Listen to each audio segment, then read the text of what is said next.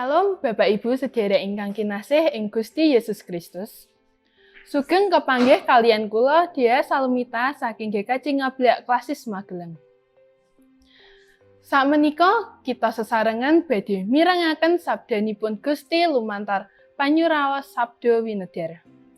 Dinten sakmenika Rebo Kliwon 2 Juli 2020 Minggu Limrah.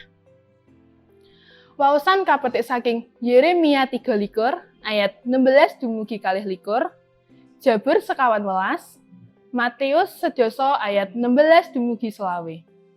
Kanthi jejer asmanipun Gusti Allah Rama. Nats menika kapetik saking Matius 11 ayat 22. Awit dudu kowe kang caturan, nanging roe ramamu kang ngandika lumantar kowe.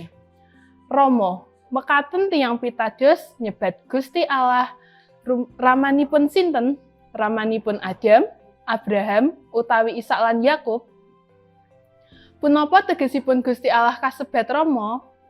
Wonten ing kitab suci, menawi Gusti Allah kasebat Sang Rama déning bangsa Israel, tembung Rama wau boten sami tegesipun kalian tembung Bapa tumraping para manungsa. Roe ramamu. Mekaten dipun serat wonten ing nas waosan dinten menika. Saestunipun nalika kula lan panjenengan ngraos-raosaken ngengingi bab roh, menika temtu wonten gandhengipun kalian Roh Suci ingkang badhe nunggil, dayani lan nyagetaken para tiyang pitados nglampahi panggesanganipun.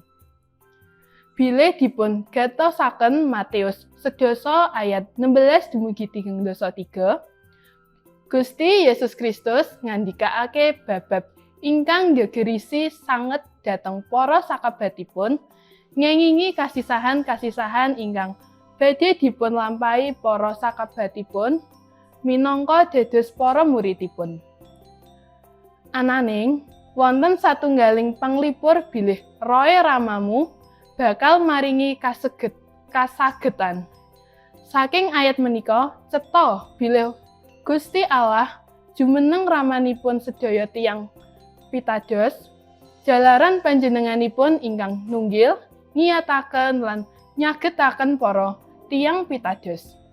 Gusti Allah jumeneng ramanipun para tiyang pitados inggih karena Gusti Allah ingkang nindakaken perkawis-perkawis ingkang tumuju dhateng kawilujenganipun para tiyang pitados. Asma Rama ingkang katujukaken dhateng Gusti Allah menika satunggaling asma ingkang kebak tindakan, kebak pendamel, asma ingkang kabuktekaken wonten ing sedaya pakaryanipun. Pakaryanipun Gusti Allah ramanipun sedaya tiyang pitados inggih menika tansah nunggil gesang kula lan panjenengan sedaya saben dinten. Kados pundi samangke kula lan panjenengan tansah pasrah dumateng Sang Rama menika? Punapa tasih ngandelaken kakiyatanipun piyambak? Sumangga pasrah dumateng Gusti Allah Sang Rama ingkang tansah makarya wonten ing pagesangan kula lan panjenengan. Sumangga dipun raos-rasaken Gusti berkahi. Amin.